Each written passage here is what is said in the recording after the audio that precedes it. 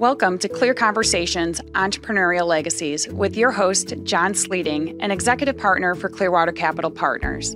Join John and his guests on this exclusive journey behind the scenes of extraordinary entrepreneurial families.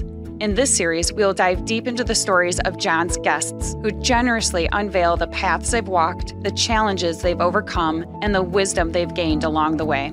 Throughout these conversations, we explore their achievements beyond mere recognition, disclosing the distinctive perspectives that have shaped their entrepreneurial journeys. We hope you enjoy. Hello, and welcome to Clear Conversations, the Entrepreneurial Legacies series. I'm your host, John Sleeting, and today I'm joined by Jeff Miller, CEO, founder of Divine Signs, husband, father of 4, grandfather of 5, and a tremendous story that if you're just tuning in for this moment to check this out, you are not going to want to turn this episode off. You're going to want to listen to the very last words of wisdom that come out of Jeff, the meaningfulness of it. I don't think you're going to leave this episode without being changed and affected in such a positive way. It's thought-provoking, it's deep, it's encouraging, it's inspiring. And I've learned a lot, and I hope you will too. Jeff, thank you so much for being here today. I've enjoyed our preparation, our time, our dialogue, and the depth of who you are and who I've gotten to know. And there's so many facets to the conversation of your journey, different sayings that you've had that I'm not going to spoil here at the front end, and we'll go through with our time together today. So thank you so much for being here. My pleasure. It's great to be here. To start, we're going to start with the end, right? Entrepreneurial legacies. The legacy component we spent a little bit of time on, and then you've continued to even work through that. To share with our listeners your thought process on this term, or really the concept of what is legacy. I think legacy really isn't a person, or an it leaving the legacy, a legacy. I'm trying to live a life that is followable, not fallible, but followable. So in other words, if people did what I did and kind of generally acted or whatever, it would point them in a direction, maybe a heavenly type direction versus, put them in a bad spot or a bad corner, and whether it be my kids or the people that I have the opportunity to lead at work or friends, I want to be faithful to that, and because like we talked about once, there's going to be a time where Jeff who, right? Right. But if there could be a little bit of me or a little bit of that approach, the journey or path that I took, that being faithful to the faithfulness of God type journey. Yeah. I think that's something that could live forever and ever and ever, right? I mean, maybe I'm here because somebody did that maybe years and years ago that I don't even know, right? And what are the characteristics then of your leadership, right? So, I mean, people following the leadership or the example or the demonstration of who it is that you are. And what are the characteristics? And I realize, right, I've also gotten to know you're a humble individual, right? So these sort of discussions can even feel odd, right, to put that there. But what are the characteristics that you're trying to live out that you look at that are followable, meaning how you're trying to lead? What does that mean with your employees, customers, suppliers, your family, people you come in contact with? You're like, here's what I'm striving to do every day in terms of who you are. Yeah, often, I probably most of my life, I have a kind of fill the room, bigger than life personality, and that's from my mom, by the way, not my dad. That's you said the Italian side of your family, side, right? So, but the way I'm really thinking and living and kind of looking at opportunities is the opposite of that.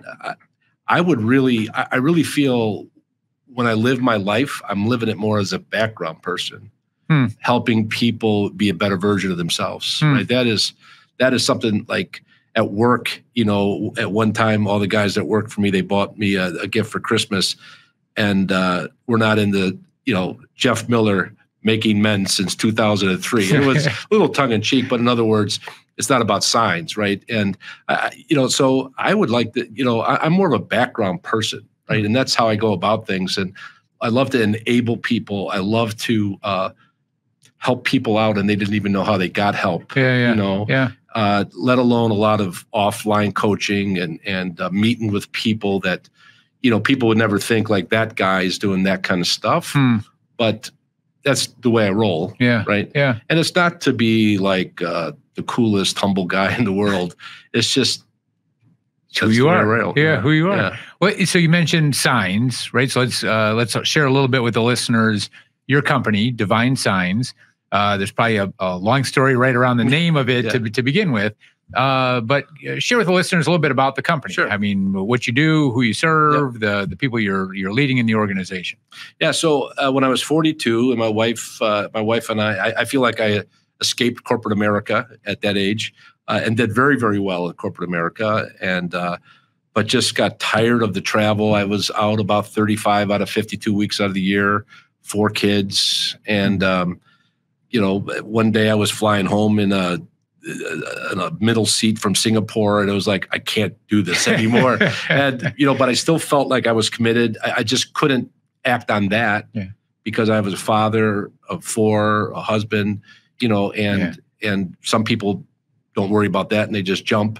Whereas for me, I'm not that. So we started this sign business. Was my wife and I and some young graphic designer that we knew was a son of a friend, and that's how the business started. We were in 1,200 square feet with pillars right down the middle of this little storefront, and we just went out not to sell signs but to make friends. Okay. And that was always has been my approach.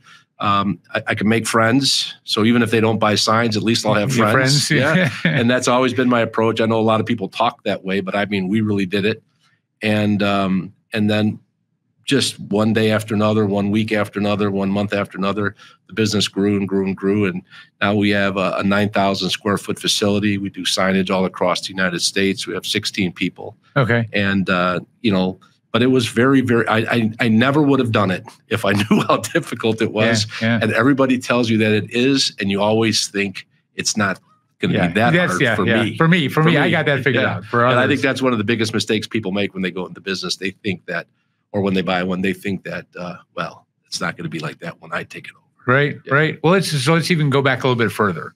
Right, growing up in in one of the terminologies you have is, and I'll probably get this wrong, so correct me. Right, is a blue collar mindset in a white collar world, because you were living a white collar, big corporate America, global, right, traveling all over the world. But back up to your roots a little bit more in terms of just the ethics that you learned within your own household at a young age. Yeah, my mom came from a large Italian family, and then my dad was an only child with German and Swedish background, so completely different backgrounds. But neither one of them finished high school. Both of them unbelievable hard workers. Mm-hmm. My mom was a waitress from 11 to 2 so that she could be home when we go to school. And she was home when we got home from school. And my dad drove a truck. Mm-hmm. And he hated it. My dad had a very high IQ, could have been an architect or an engineer, that type of, was well-read at anything. But he felt like the best way to make a living for his family was driving a truck. Mm. And I know that he hated driving the truck. He didn't complain about it, but he always let us know that he didn't like it, and therefore was always pushing us to be a better version of ourselves. But the thing that I remember about my dad is that I know that he didn't like doing it, and he did it for 30 years, but he was the #1 best at it, right? Yeah. And everything he did in an excellent way. So he didn't like. Boy, there's a lot of lessons right in there. Oh my gosh, my mom the same way, on her feet, always working hard to make sure that all the ends were met.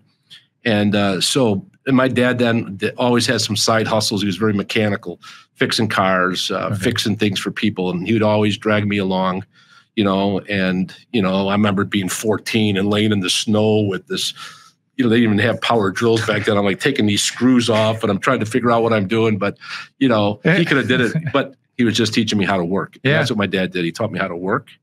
And that's a blue collar mentality. Yeah. Right. The work ethic and problem solving and taking that approach. And you just don't quit. You just don't, it's not too hard. Yeah. I never, Jim Rohn says this, don't ask for it to be easier, ask to be better, and I always have had that mindset because that's how my dad would be like, well, let's just figure it out. Yeah. Or we might have to work longer, so you take that into white collarville, people don't necessarily, not everyone thinks that way.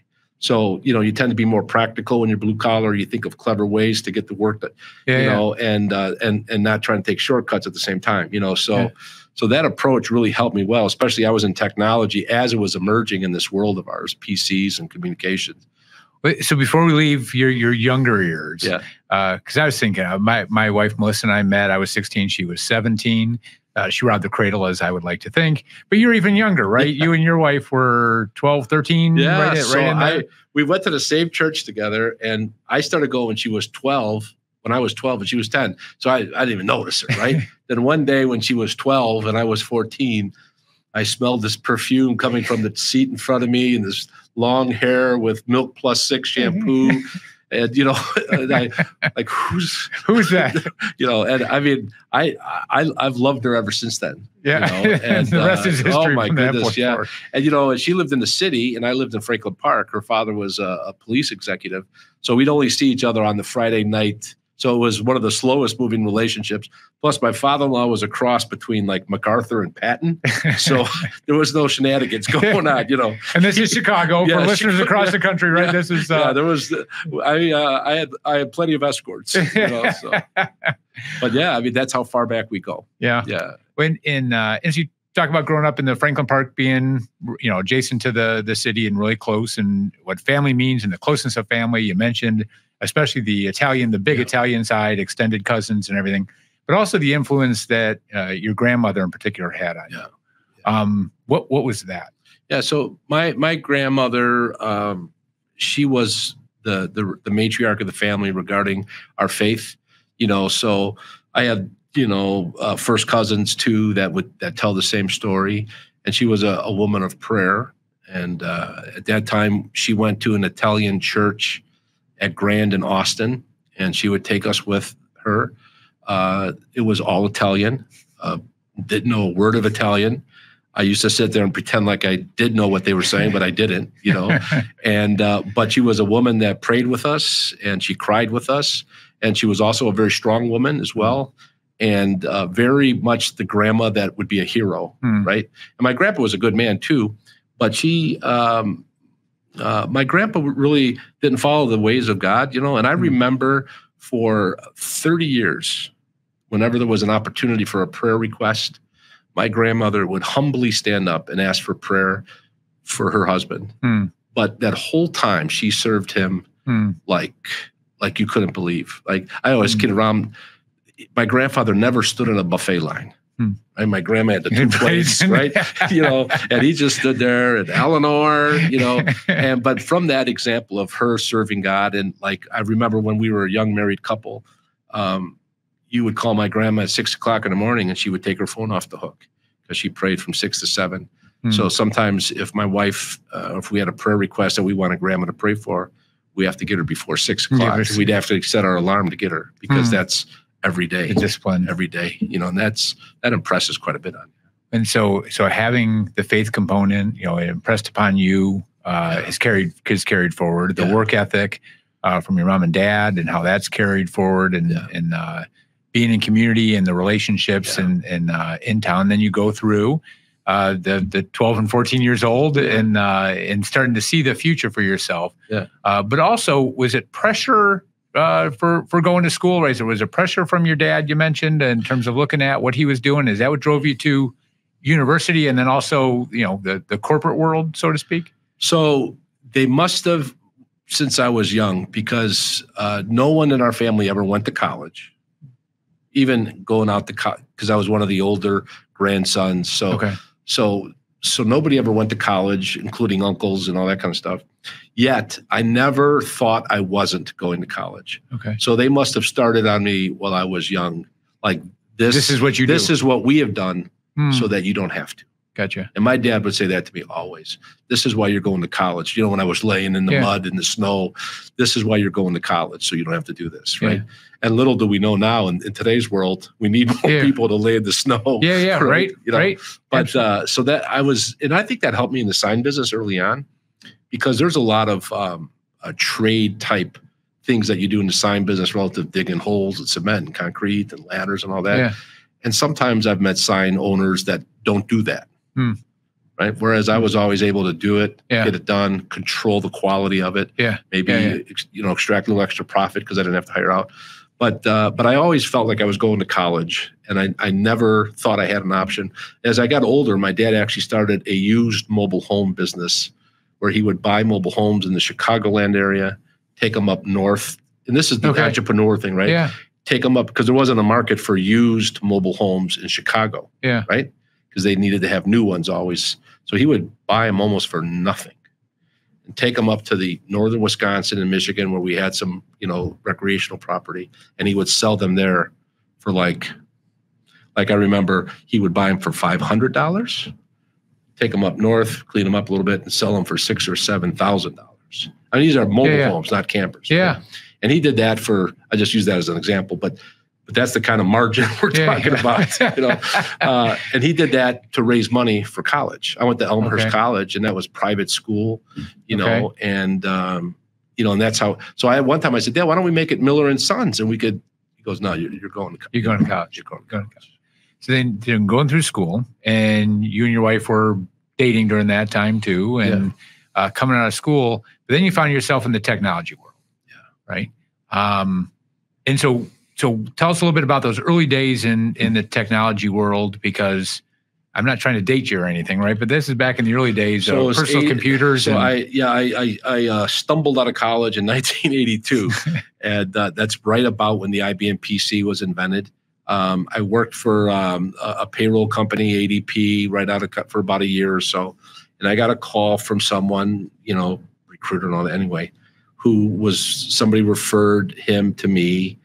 And he wanted me to work for this company, and it was for a company called DCA. It was a board that went into the IBM PC so that you could take the cable off of the dumb terminal that was hooked up to the IBM mainframe and stick it into the back of the PC, because we had a card in there. It was called the IRMA board.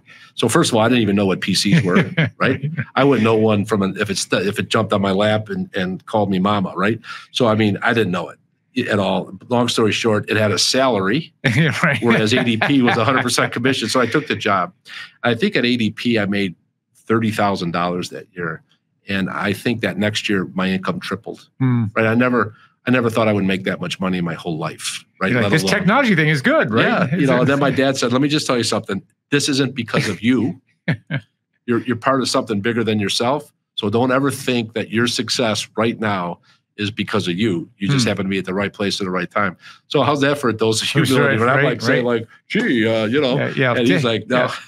Dad, look how great I'm doing. You're being swept away by the wind. You know? So, but I was able to navigate that and kept both feet on the ground. And I used to have some people that worked for me, right? And they loved the money part of it, Wait, and I want to rewind for a second here, not to pause on the corporate piece. We'll move that forward. But it's striking me a little bit as we talk about this concept of legacy, right? And being followable, right? And that's, I don't know if that word's in the dictionary or not, but it's if I use it, it's probably not. But it's a great word, right? In terms of being followable, because that means people are saying your leadership is attractive enough, and I want to learn from you. So if you were to step back and even look at your parents or your grandmother, right? How would you even describe their legacy back into your life and the people that you're having an impact on? Yeah, I would say that for that group that you mentioned that have gone before me, you do what you're supposed to do because you're supposed to do it, and you do it the best you're supposed to do, the best you can. Yeah. Right. Or being faithful for what you're given, but I was so grown up, you do the right thing. Yeah. That you do the right thing. So if you give me a job, and I may or may not like it, but I accepted it. Right. Yeah. So now you do the right thing. And, Yeah. Kind of like the old adage, right? You leave the car wash with the gas tank full when you use the car, right? So I was always taught that when you work or you do something, you do the right thing. You act the right way. I remember when I would leave somewhere when I was a kid too, my mom, don't embarrass me. Right. With the Italian accent, hey, don't embarrass me. All right. Go be a good boy, but that's pretty big too. Like, don't embarrass me. Well, right. But does it seem like the world's getting more confused about what's the right thing to do? Yeah. Right. Because you talk about do what you're supposed to do. It should be that simple. It was easy to figure out. Don't embarrass me. It was easy to figure back not that long ago. Right. But it seems like the world's getting more confused. So when people are trying to pause right now and saying, well, what is the right thing to do? What do I look to? Where's the rule book in life that says here's the right thing to do or not? How do I know what I'm supposed to do? Because I'm just making it up as I go. Right. Yeah. Where do you turn to understand the clarity from, call it ethics, call it business, call it engaging the world around you of just doing the right thing? Yeah. So I would say 100% the Bible. It's, kindness, goodness, self-control, patience. It's all there. And then there's stories in the Bible of people who did it and people who didn't, right. So I have used the Bible as even when I really wasn't living out my faith as a young man for a few years, still the principles of the golden rule and the Bible, were systemic in who I was. And then of course, years ago it was more pervasive. It was easier to quote, do whatever the right thing is. Now there's this right thing and this right thing. And if you do this right thing, you're completely wrong. Yeah. And if you do, so now it's like you said, John, it's more difficult to do whatever, because the definition of the right thing is so broad. Yeah. And so you'd spend more time on that. And I wish we could. So maybe we'll come back to that. So talk a little bit about family for a second. So you and your wife meet, 12 and 14 years old. You end up getting married, and then you've got a number of children. Talk a little bit about your family. Yeah. So we got married at 22 and 20. A couple years later, then we had our first son, and he now is 38. Then we had our daughter, 36. Then we had another son, 34. And then our fourth son is 32. And we have 5 grandchildren now. So we have a 7-year-old granddaughter. We have 2 grandsons that are a week apart at age 5. So that's fun. That's fun, yeah. And then we have 2 more grandsons that are 6 months apart at like 2.5 and 3. Oh, yeah. That's fun. Getting all the cousins together. Yeah, and my wife, Michelle, she loves watching them, and 3 of them were over last night. Grandpa, what color was your hair before it was white? It's like, thanks for the reminder. Yeah. So anyway, and we attended and still attend that same church that Michelle and I met at when we were 10 and 12. And at that time, the church was in the city at like Irving Park and Central. And now it's in Elk Grove Village at Meacham and Nergy. Okay. And we've been there since the 70s, right? Okay. And then just recently, my youngest son was confirmed as the senior pastor of that very church that he grew up in. Right? So he grew up in. You grew up in. So I feel like that's a bit of a legacy, right, as well. Even going back to my grandma who went to that church, and here is her great-grandson taking over as the pastor. That's talk about and how time passes, right? And the impact that has, and the impact of, where he and the other kids and, grandkids from your grandmother bringing you to church and keeping you in line. And even when you didn't understand Italian, right? And going through things. And those little acts, sometimes those little acts have an impact for generations to follow. Yeah. And because that's your grandmother. So that's your grandchildren's great-great-grandmother. And we were talking a little bit about it, right? We all have 8 biological great-grandparents, and very, very few people can name all 8 great-grandparents. And now you're talking about other generations, and yet the impact on their lives, your grandchildren's lives, from your your grandmother's actions, their great-great-grandmother, is still being lived out, right? Yeah. That's the impact, whether they know her name or not. That's the impact that could be had by just daily actions, the simple things of getting up and going to church and bringing you there. So then you've got these kids. We're going to hit on the corporate side of it, and then we'll rewind in there too, because there's a pretty significant inflection point in your life that took place. So you were in computers. You went from ADP. Now you're working with these cards and IBM. What happened after that? What was the next in terms of your corporate experience? Obviously, when I was at DCA with the kind of the connectivity type product, in the IBM PC world, it was a young industry, and we were young people, and we did well, and Motorola at that time, 7 years after that, 1990, was looking to get away from some of the more traditional push-to-talk business and cell phones. They were looking to get into the more consumer-centric data world, like things that you could hold, and and they saw the future. So they wanted to pull people out of the computer industry because most of their people didn't have that crossover. So they brought in an executive from Apple. And then they brought some of us in from the computer industry, and they were built, and mostly people that had distribution experience, because at that time you didn't have all the national retail and so forth for computer products. It was always through two-tier distribution. So they brought in people, and that's what I really was an expert at, is the two-tier distribution. So they brought in a Motorola, but it was always my dream to work at Motorola, even as a little boy, because Motorola used to be headquartered in Franklin Park. And Franklin Park had one tall building, and it was Motorola's headquarters, right? And I remember looking at that building. I think right now, it's been turned into condos or something, but I think it was only 4 stories tall, or however, 6. Yeah. But it was huge. It was enormous. To me, it was skyscraper. Skyscraper, right? And I remember always wanting to work there. So now you go, 30 years north of there. Yeah. And here I am working for Motorola. And it was like a dream come true for me to work at Motorola. And I loved working at Motorola. And I was there for 10 years. And this is through the 90s now. Yep. Right. And always working on the leading edge of motor. So I was never in a traditional Motorola market. I was always doing imagine, if you will. Someday there's going to be a wireless, hub where you'll be, all this kind of thing, right? And you watched the Jetsons cartoon, right? And it was all Jetson products, and it's like someday you'll have a watch on your wrist. Right? Yeah, exactly. And everybody telling you how crazy you were. And that people would customers like at Ford or GM or wherever I would take these things, these devices, prototypes. They're like, what do you do with it? Because email wasn't prevalent at that time. There was nothing to connect to. Right. I'm like, someday we think email might be a compelling application, and they're like, "Hey, did you hear what he said?" And ruin everybody's life with that. He said, "You don't believe it anyway, do you?" I go, well, "That's what they're telling me to say." But very exciting assignments. And then as the technology evolved and the acceptance evolved, then at one point, right before I left Motorola, I was involved in the group that was part of the Bluetooth consortium. So I traveled around the country, around the world, and talking about Bluetooth on behalf of all of us.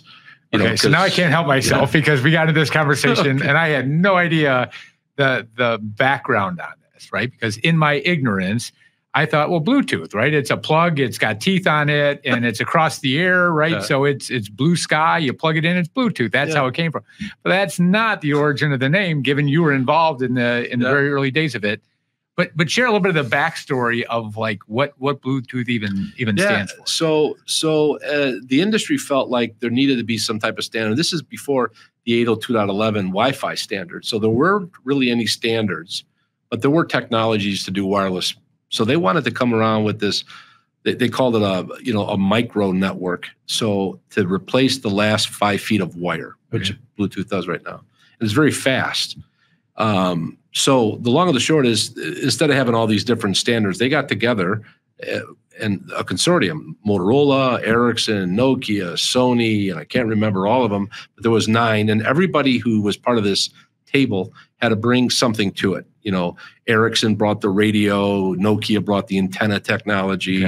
I can't remember everything exactly. We brought a layer of software that allows you to be discovered, right? So all these people came together. So internally at Ericsson or Nokia, I think it was Ericsson in Sweden, right?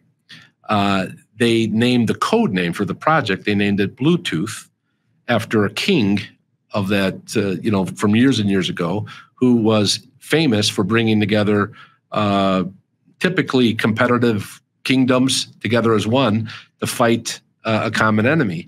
So that's where the code name came from. And then I think when the product hit, they decided to keep the code name and Bluetooth. And it was really named after this king because he was probably tongue in cheek about like, oh, look at this, Sony, Motorola, Ericsson, all these people coming together.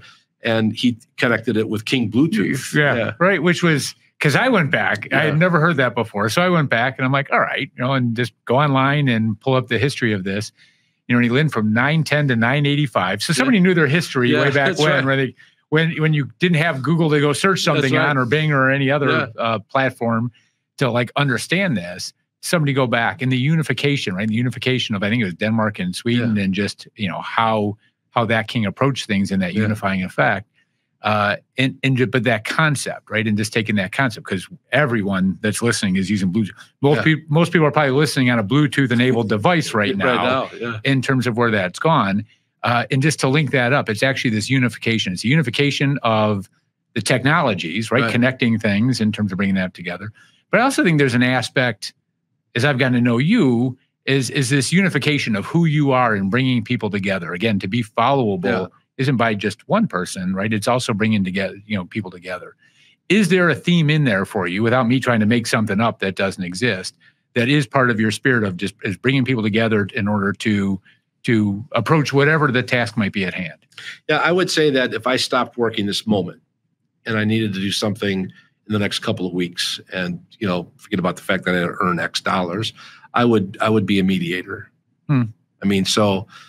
You didn't even know that. I did not. I did not know that. Not even an arbitrator. Yeah. Because I don't necessarily want to make a decision and have to have people live by it. But I would love to have, especially on the business side, be between two people that are trying to figure out how to get along. And help them do that. I love doing it in our family. I love the whole spirit of forgiveness. I try to live a forgiving lifestyle. Every day I try to live a forgiving lifestyle. I'm quick to say I'm sorry, and I'm quick to forgive if somebody is sorry. And then if somebody should be sorry, I forgive them in advance because I just don't want to carry it around. But I would, so yes, if unification is mediation to heal and bring back together, absolutely, And do you think you've always been that way, or? And I always, even as a kid, I didn't like conflict. I caused a lot of conflict. I really do, just because. Stir the pot and leave the room. I remember my mom. Always, you got to do this to me. I like, because I'm, what it means to push buttons, right? I'm a button pusher. And I would say that if somebody had to ask me what I felt like my gift was, is I could discernment. Okay. So. I pick up on stuff, and I know how to push buttons. I could make some people cry in the evil side of me, like in 3 sentences. I could get, just because, for some reason you could see the button there. Cut right through. But anyway, that could help you too, right? It doesn't have to just cause your mother to get mad at you.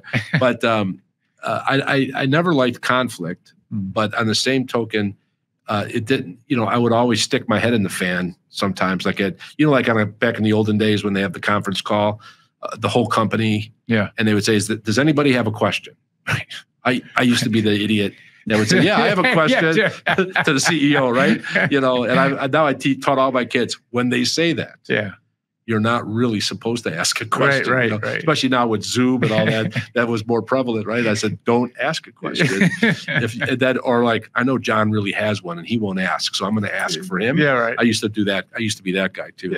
Yeah. For other people listening right now, right? Let me ask so this. But I think that's my spirit, is to not everybody get along, but for everybody to understand each other and see that you could be side by side with somebody.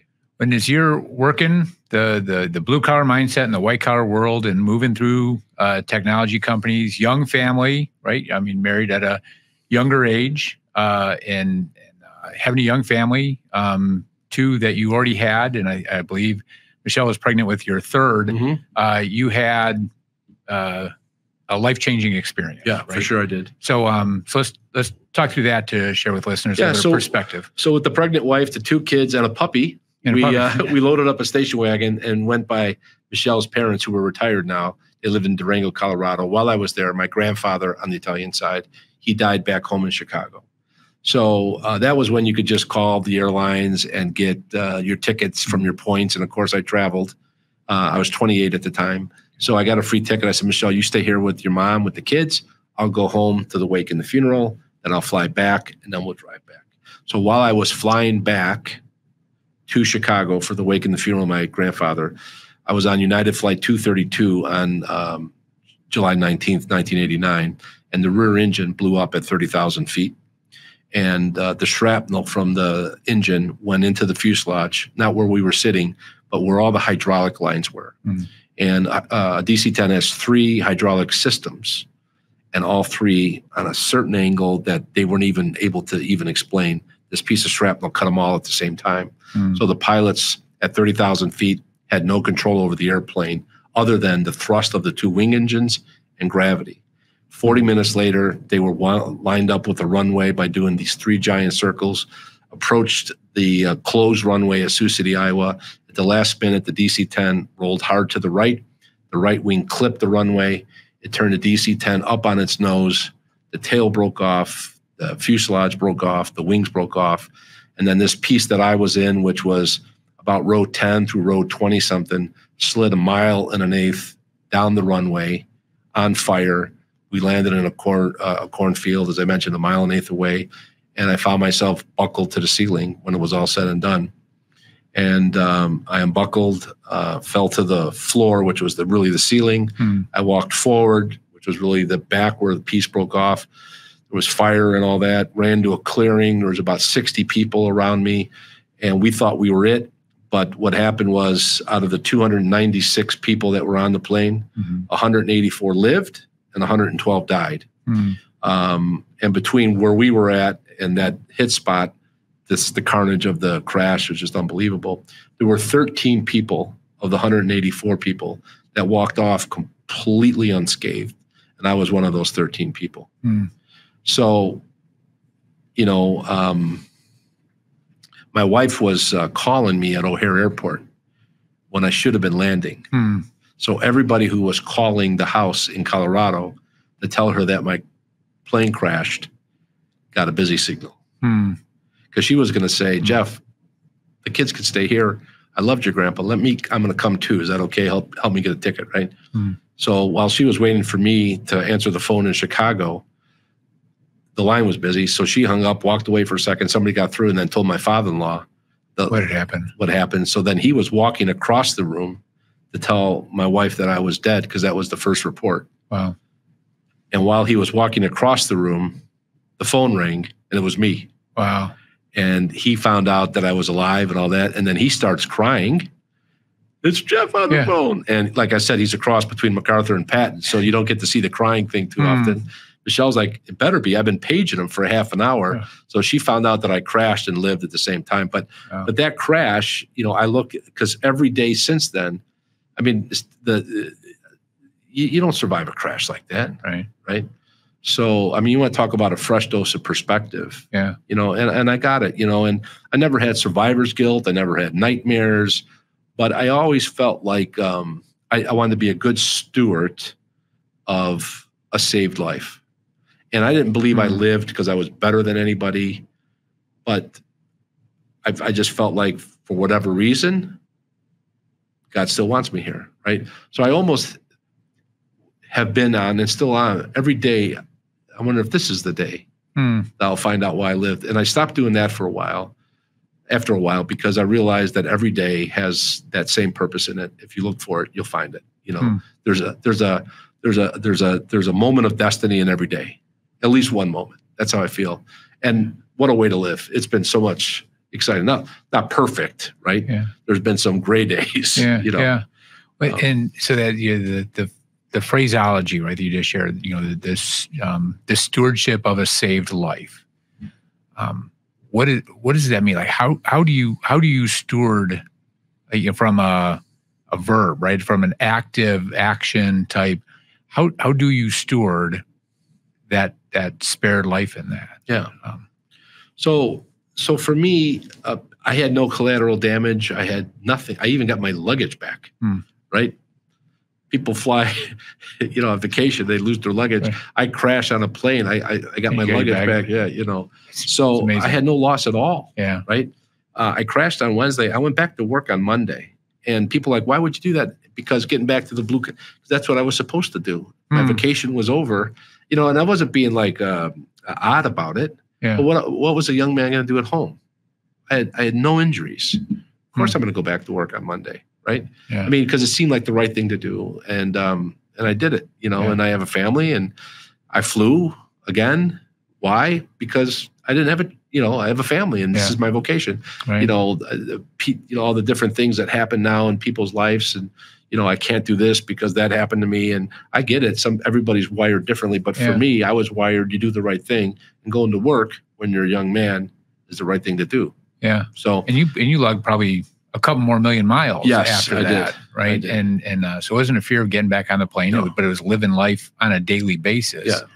As you approach that, you said you didn't have any survivor's guilt, right? Do you feel responsibility, right? Because this is the aspect of there was, the 100-some lives that did perish and the families that were devastated by that in there. Do you feel responsibility to that, or it's responsibility to yourself? It's responsibility for, on a daily basis, you just have to live the best version of you, no matter what that is and the circumstances around you. A couple things happened early, like within a few days. I was on the radio. And I never solicited a speaking engagement, but I have spoke on the crash about 300 or 400 times formally. Okay. And I promised God way back when that I would never say no. And I would never call out an opportunity because it's this or it's that, everything from speaking at the card club at the retirement community, to thousands of people at a university, corporate set, whatever the case might be, and everything in between. I did it. And don't forget, I was traveling at the time. Yeah. I had busy schedules, kids and stuff, but there was never a conflict. And I really felt like I would never say no. And I felt like that was one of the things that I was being a good steward with, is the story. Because I open up every time and I say, in a room this big, and even if there was a couple of us, or even if there was 1 million of us, the odds of one of us getting in an airplane crash, you can't even figure it out. Yeah.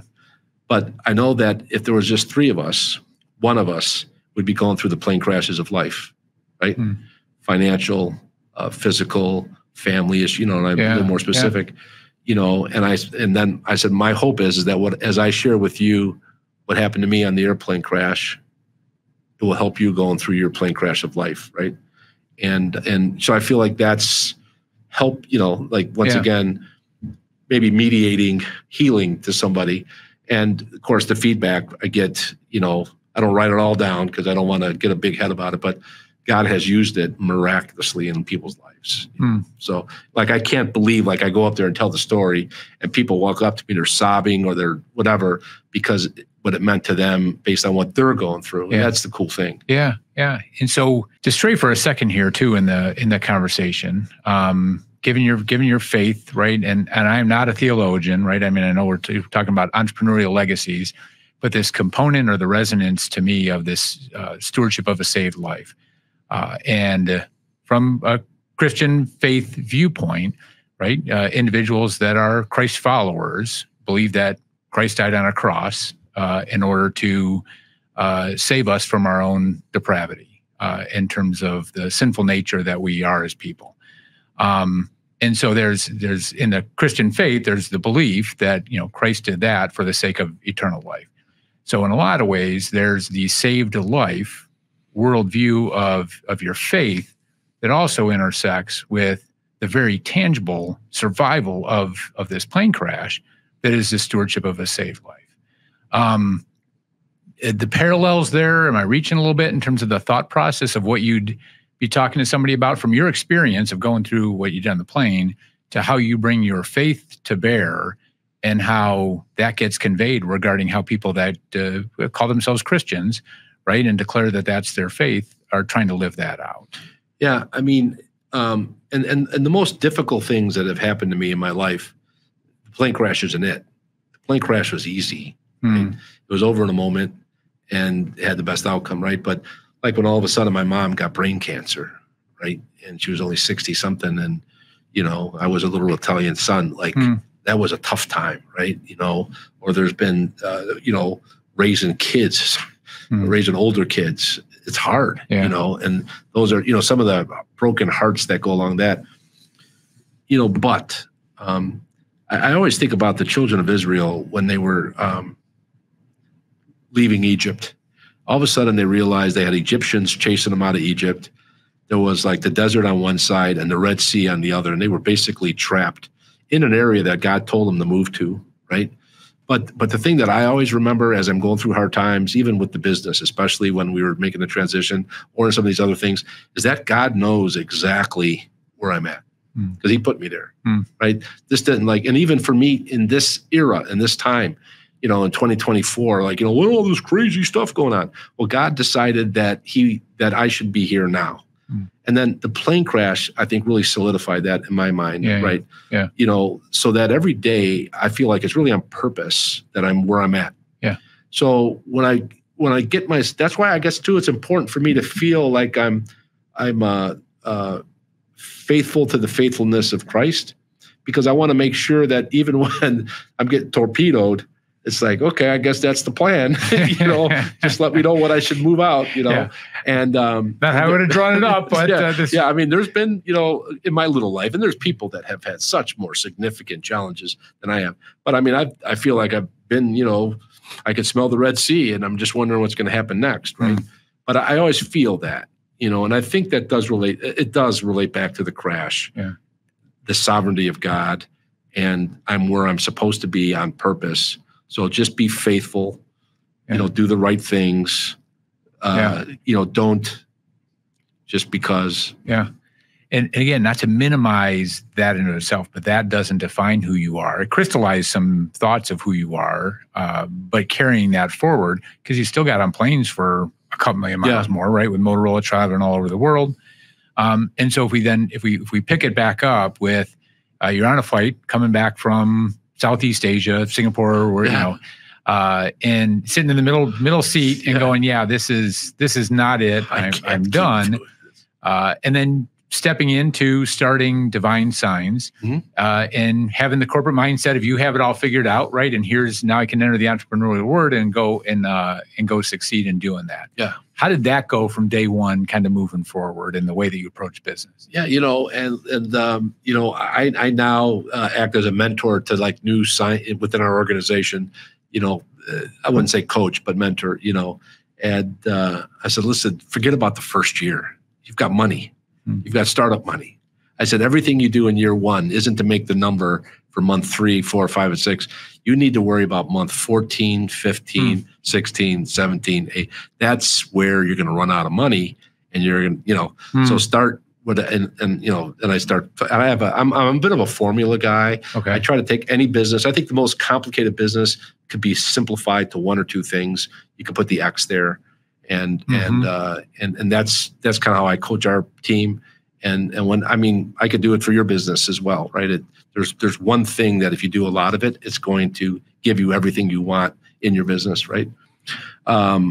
So, those first years, I couldn't believe it, because I'm used to I got an idea. And you turn around. Yeah. And no one's there. No one's there. Who do I give this idea to in engineering to figure it out? And, but I just kept making friends. I really did. And it was just unbelievable how it just all came together. But that approach is slow, versus chasing bids, winning bids, and cold calls and all that. Yeah. Making friends is a snowball, and you don't see the snowball for a long time, And then when it did turn the corner, it really made a big difference. Well, and reference Jim Collins a lot, right? From built to last and good to great, great by choice, and all his content that's there.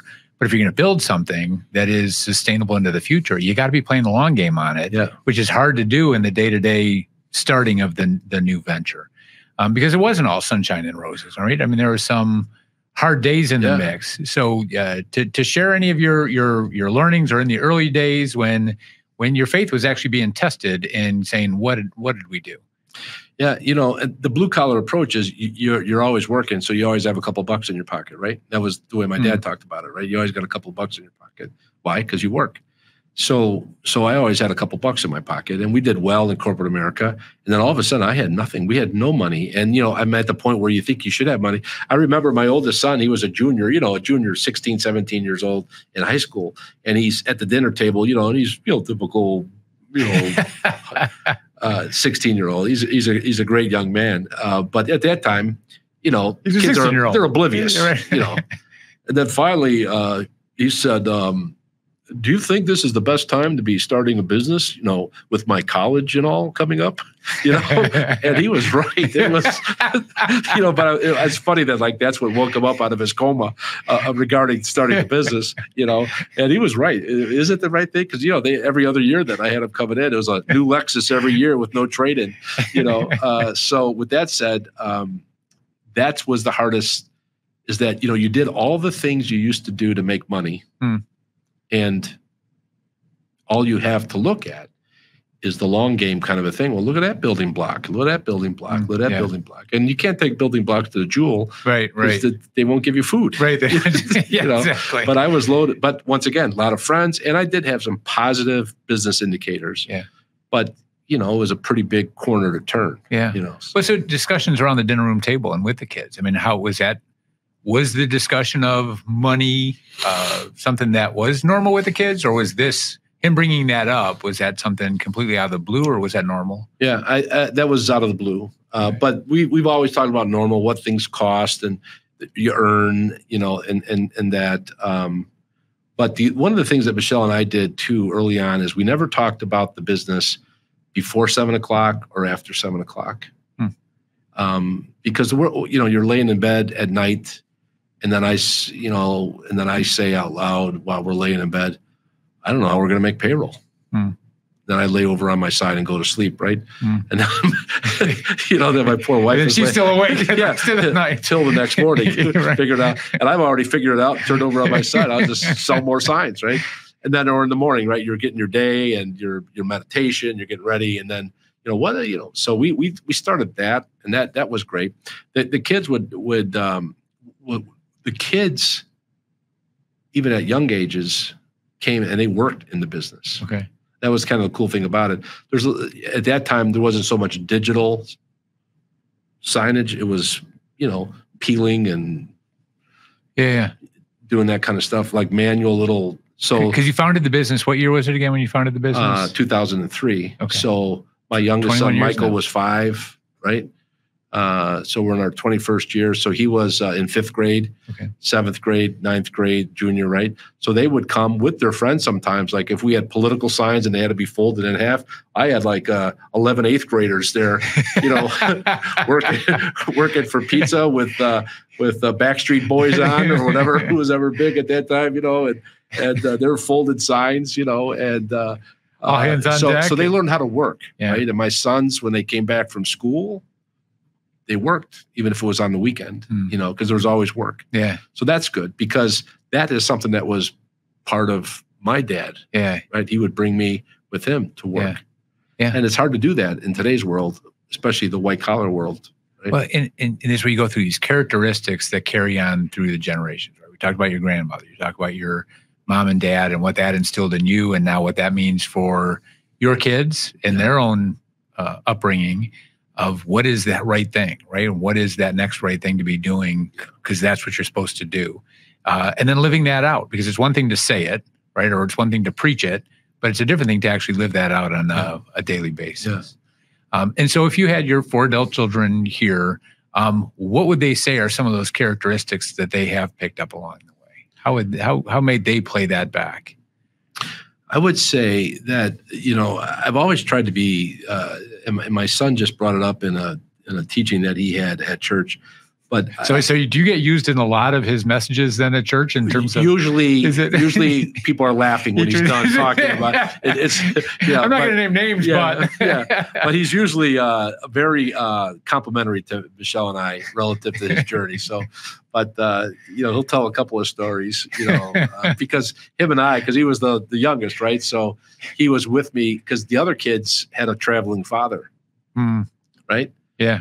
when they were growing up. So when he was a little boy, he had a dad that was home every night, Yeah. So he had a baseball coach where the other ones didn't, right? Yeah. And of course they remind me of that. Yeah, they remind you of that. Yeah, Right? so, but I try to be radically generous, just with my time, with my money, with my stuff. I don't have a real tight grip on. We have some real nice stuff, and I just don't really have a tight grip on it. Other people tell me that, so I'm just telling you what they say. Yeah. But my kids, I see that in them.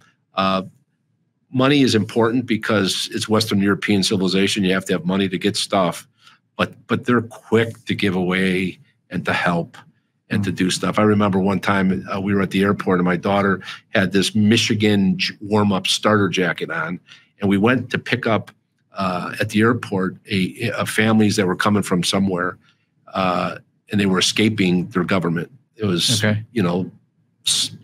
different than that, but they were coming. And she took the coat off of herself and gave it to the kid, And of course I gave her a little elbow to do it, but she did it, and I knew she loved that jacket. She still reminds me of it too. She goes, Dad, I don't think I wanted to do that as much as you thought I did. I said, sweetheart, but you did it, Yeah. So anyway, but I think that's one of the things, and then all my kids work, right? And they don't think that anything, they're not entitled. Yeah. I'm really anti-entitlement syndrome. Yeah. And so they don't feel like they're entitled to anything. Yeah. They've had some, a couple of difficult things come their way, and they don't cry in their soup kind of kids. They're adults now, of course. And they're raising great kids, all 5 of those. I mean, each one is different, and then each family is different. Those 2 families that have the kids are different. But you could see the kids, they love each other because there's a lot of commonality, and so you think about legacy of being a parent or a grandparent, right? And having the kids and living that out. Somebody once said, you won't know how well you parented until you watch your kids parent your grandchildren. Right. And I think that's so true. Yeah. And that's all we can do, right? Is nudge. You can't live someone else's life for them. You can't really tell anybody to do anything. Yeah. But you can give the nudges and the encouragement like you did with your daughter. Yeah. But she still has to take the action to actually go off and do it. Yeah. Right. And so having those nudges, having those aspects, and then also seeking that out, right? Where are you getting nudged? How are you fine tuning? How are you refining the thought process that we're all on? And so when you come back to this subject of money and talking about entitlement versus empowerment, where do you think that tips over in terms of it being entitlement versus where can money be used to empower someone else, right? Whether it be through generosity and giving or employing someone in work itself, or even from a concept of inheritance and what that can mean. When does empowerment become entitlement? Yeah, I think that empowerment becomes entitlement when I give something to someone, let's say my kid, adult kid, that changes their whole demographic because of who, so let's say they inherit a bunch of money and now they go from working hard to make ends meet, but ends are being met, to like Abu Danza, right? I don't know. I can't see how that would be good for somebody. Versus inheriting money or inheriting a business, and now you can maybe do some things with it. My dad just passed, and truck driver, but he had some money, and I gave each one of them, and he didn't have any will to do. He'd probably like, don't be giving those kids that money, But I gave him a pretty good sum each. And they didn't know, it was just curious. It was enough money to where you had to be deliberate about it. Right? Yeah. You just couldn't go blow it but each kid did something different, but all of them did what was right for them at that time. Right. Yeah. One kid put it into a house and the other kid used it to pay some debts down, and the other kids used it to redo the area where the kids play and patio and stuff that they couldn't do with the give and take of paying the bills, daily right? Life. So now, okay, to me that was some pretty good stewardship, right? Yeah. So my hope is that that this do the right thing, being a giver, being radically generous. I know all of them are helping people in their own families, or so I like that, and then the rest is up to them. And it's this aspect, it's this training. So you're growing this business. We were speaking a little bit about it before, right? Our founding partner, John Chapman's saying the unavoidable consequence of doing business really well is the fact that it generates cash flow and profitability for you to go off and do different things, to give to organizations that are important to you, to do things with your family. Right. The only third bucket is taxes, right? We haven't met anybody that says, "Hey, I want to increase my tax allocation." Yeah. So you want to be able to enjoy that as a family as well as work, and yet you're building this asset, which is the business and the value that you're creating and the income that you're earning off of it, and however that plays out in succession. So not looking to get into that piece of it. So how do you bring these pieces together, right? Living in today, right? Understanding the stewardship of a spared life, enjoying the day, finding those divine appointments on a daily basis, and yet planning for the future where, God willing, you've got still 30 years from now, but you're not sure when the last day is coming, right? No one knows that. How do you reconcile all that together? I think that I know that there was a point where I wasn't concerned enough about life after 60, whatever, right? Financially, whatever number that is. Because I was always like, God will figure it out, that kind of thing. But that's not the right thing, right? So especially when we started the business, we got very deliberate about making certain that, we didn't have to do this forever, right? That was one of the things. So as we've accumulated some wealth, and it's not, that crazy, everybody thinks that if you own your own business, you're a bazillionaire, right? And, we did a little bit better than just buying a job, but still, right? Accumulating the wealth, then all of a sudden you need a new machine or your building needs a roof. And, but my point is, as we get to that point, my wife and I, because, we were young parents and fell in love young, we still feel like we have a lot of stuff we want to do, right? And with the kids and our grandkids. Yeah. So, they love going out with me because I always pay. But to me, that's part of for them too to see, right? And then sometimes my kids want to do that. And my wife's like, let them do that. And I always feel bad. I said, these kids are killing themselves trying, let me pay for it, And then she's like, so there's like that conversation, right because she came from a big family, right, where it was survival of the fittest, right? So I try to be as generous as I can while I'm alive as well, And I don't sense that any of them are like, hey, Dad, have some more ice cream. Get me closer to that. Get you closer to the end life, right? Yeah. So I have great kids, and I think one of the things that accumulated wealth or whatever you'd want to call it can do for you is allow you to enjoy it with your entire family. Whether it be going on a trip together and that kind of thing. Yeah. Because everything is so expensive now. Yeah.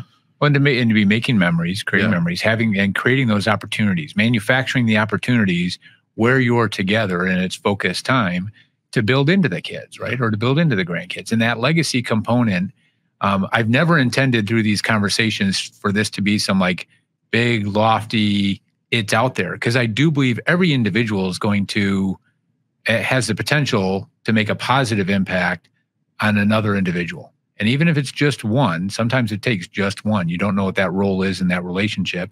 And if it could be one a day in terms of the interactions, then all the better, because you're not sure what that ripple effect would be. Yeah. And that becomes that aspect of going, is it a life that's worth following, right? Is it a followable life, as you said earlier, where people that may not even know who you are, but they're still watching. Right? They're watching how you act in the community. They're watching how you run your business. They're watching and you may never know who those individuals are, but yet they're following. And it's like, I hate the social media stuff, right? Not a fan myself, but people are following and people are watching for good or bad, with or without social media. They're watching how you live your life, and that becomes the living example that is followable, right? And trying to live that out and do the right thing too. So as we wrap up, because I've enjoyed the conversation, your spirit, your enthusiasm for life, right? And being very diligent and disciplined, but in a in a way, you're hard to describe, right? I don't know. I'll get together with Michelle later and talk to her, right? How do I describe? Because you've got this spirit about you on a day-to-day basis that's relaxed and life-giving and life-engaging. And yet there's a business mindset and that technology structure of engineering of how all this even works. And I think that comes together, and I'd classify it as wisdom, right? You mentioned discernment earlier, which is the hardest thing in the world. And yet good discernment doesn't happen without wisdom coming into that. And I think you bring that to that. And I think you brought that to our listeners today too. So thank you so much. I want to give you the last word though. And anything of like parting thoughts, parting wisdom, if you had that 30-second soundbite, you mentioned something to me earlier, and I'm not saying this is your closing words, right? But it just to play that back is that you got real clarity when you're, bent over in your seat, grabbing your ankles at 30,000 feet of what's truly important too. And that stuck with me in particular. Is there anything else that you would add for listeners to say, hey, here's how they're approaching their airplane crash maybe in life? Yeah. And I've had, takeaways that I would share, and none of them have changed. But the one that I've been focusing so much on lately, and in fact, I spoke to the District 54 new principals and associate principals, and I concluded with the bend over, grab your ankles, is that about love, and it's an active way to live, and we sometimes, that word has been so misused, right? But to give somebody the benefit of the doubt and to give somebody a second chance and to hold the door and smile, to not jump down the throat of and the list goes on. And what if we lived that way every day? I mean, not Mary Poppins kind of, but really we could be a lot kinder, a lot more loving type people, and then to have the spirit of forgiveness where, if somebody cuts you off, you don't have to kill them. You could just say, "Oh, that guy cut me off," and it's hard to do in the moment, but I just think that, if we could, I don't want to sound like Miss America, if we could just have a little more love, but world peace. Yeah. But I really think that that's one of the things that's suffering in today's world is relationally, we've lost our ability to develop the relationship with each other. And that's where love is at the center of it, so I would encourage people to go the extra mile and give people the benefit of the doubt and forgive, ask to be forgiven, try again, text another time, so. Yeah. The one last piece, you'd encourage people at the end of some of your talks to whoever's coming to mind from this conversation. Please finish that. Yeah. So after I talk about forgiveness and that the things that we thought were so important when you're coming out of the sky, they're just not. And I talk about the power of being forgiven or forgiving someone. And even as I talk in my airplane crash talks, I said, don't put the car in drive until you at least send out a text.